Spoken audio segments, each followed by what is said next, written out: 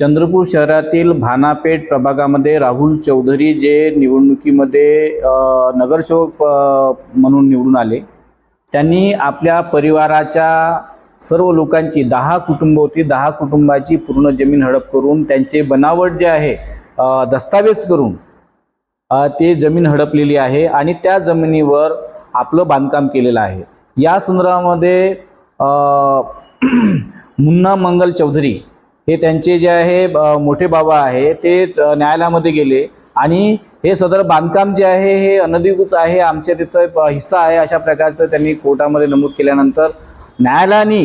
ते बांधकाम जे आहे त्वरित थांबवण्यात यावं अशा प्रकारचा आदेश काढलेला होता। परंतु राहुल चौधरी यांनी तो आदेश सुद्धा पाळला नाही आणि ते बांधकाम सुरूच ठेवलं। दरम्यानच्या काळामध्ये नगरसेवक पदावर निवडून आले। या संदर्भामध्ये पंकज चौधरी यांनी महानगरपालिका आयुक्त यांच्याकडे वेळोवेळी निवेदन दिली, परंतु त्या निवेदनाचा सुद्धा फायदा झाला नाही आहे। आज जे आहे महानगरपालिका आयुक्त जे आहे त्यांना नोटीस देते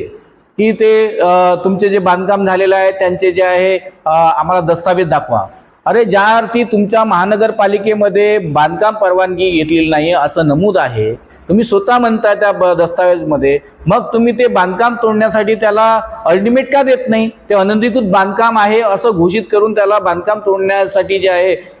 2 दिवस 3 दिवस अशी मुदत देऊन जर दिली नाही तर आम्ही ते तात्काळ महानगरपालिकेकडून ते बांधकाम तोडू अशा प्रकारचा जे आहे इशारा किंवा अशा प्रकारचा नोटीस का देत नाही, हा एक सवाल आहे। म्हणून याचा अर्थ महानगरपालिका जे आहे राहुल चौधरी याला कुठेतरी वाचवण्याचा प्रयत्न करत आहे आणि म्हणून चौधरी परिवार जे आजच्या पत्रकार परिषदेच्या माध्यमातून मागणी करत आहे की राहुल चौधरी यांचं ते बांधकाम तोडण्यात यावं आणि ते बांधकाम जे तोडल्यानंतर जे आहे या संपूर्ण परिवाराला जे आहे राहुल चौधरीच्या जे